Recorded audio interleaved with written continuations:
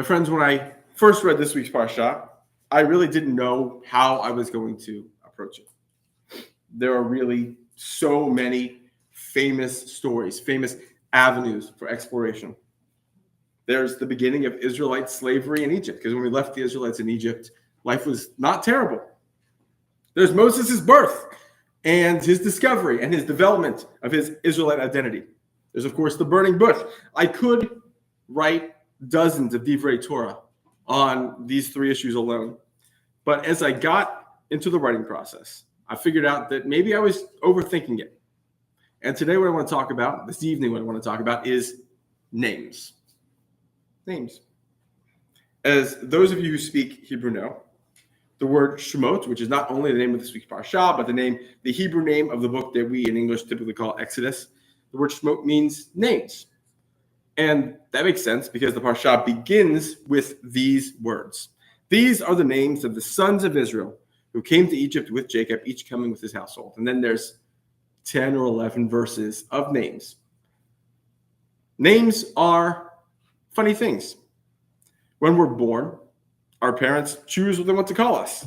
And this is pretty much what we're stuck with for the rest of our lives, unless we're not.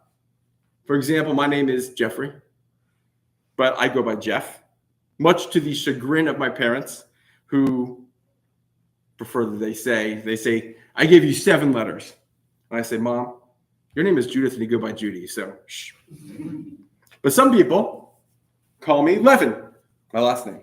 Some people call me Daddy. Some call me Doctor or Professor. Or some people call me something else. And all of these terms refer to me, the same physical, corporeal being, but they connote quite different elements of my life. It would be very weird, for example, if Hunter decided to call me Daddy instead of Jeff. I think it'd be a weird situation. We all do this. We have nicknames for each other that may not be dependent on what their actual names are. They're situation dependent. They might refer to inside jokes. They might refer to a shared history. For example, there's a friend that I played high school football with, and his nickname on the team was Cello, largely because he had played cello in middle school. And so we know that when we're together, if we see someone and they say, hey, Cello, we know exactly the situation in which we know that person. And in this Parsha, Hashem operates in much the same way. In one of the most famous passages, Moses, who has encountered the burning bush, which is alarming, by the way, a bush that is burning with seemingly no particular cause, and asks the name of the being speaking to him.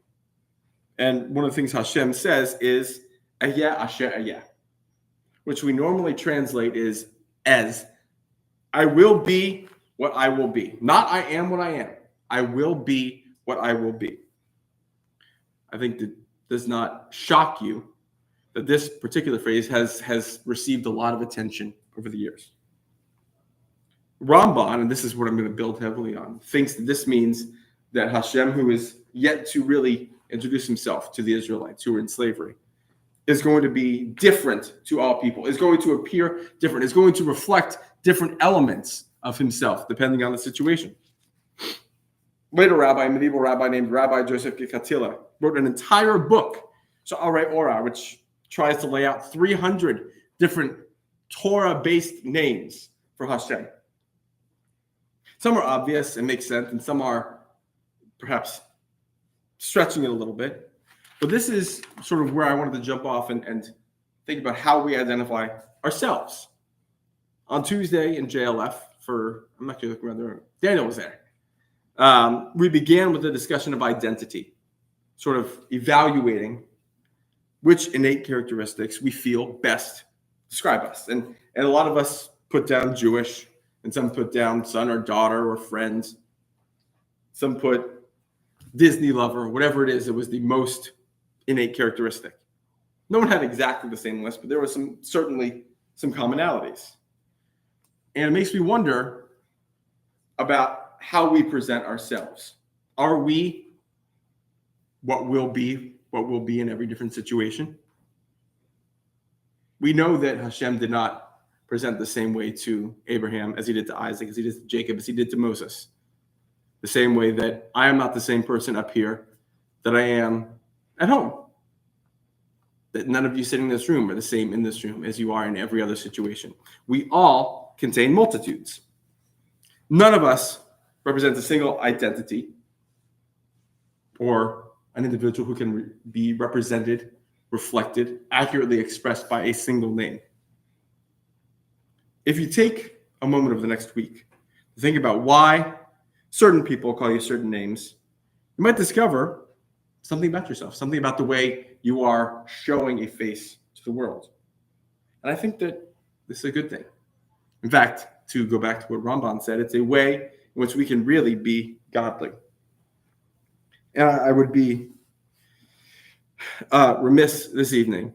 We could go back to the idea of names. To not mention that we have a list of 33 names that allegedly are going to be released this week or of the next 6 weeks. And I have it up here. I decided I'm not going to read it all. You guys can look up the names. But it's worth remembering that these names are not the entirety of the 33 people or the rest of the people in captivity either. And hopefully they're all released alive. Hopefully we can see an end to what's going on. But I will believe it when I see it. Shabbat Shalom.